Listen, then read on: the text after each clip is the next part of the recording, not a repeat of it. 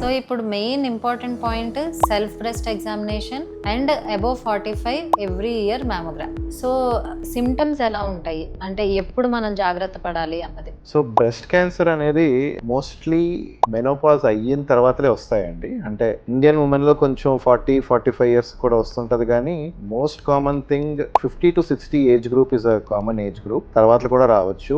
Usually it starts yes a painless lump. గడ్డ నొప్పి లేకుండానే ఉంటుంది. ఇదే యాక్చువల్లీ బిగ్గెస్ట్ ప్రాబ్లం అండి.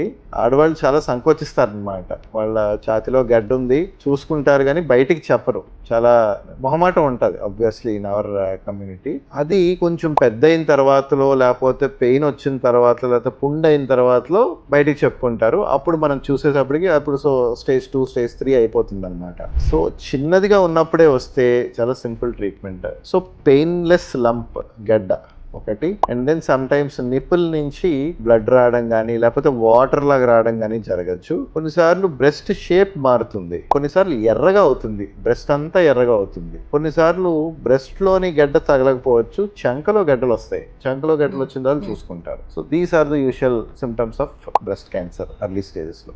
సో ఈ వార్నింగ్ సైన్స్ మీరు గుర్తుంచుకుని ఏమైనా ఉంటే వెంటనే మీ సర్జికల్ ఆంకాలజిస్ట్ ని కలవండి.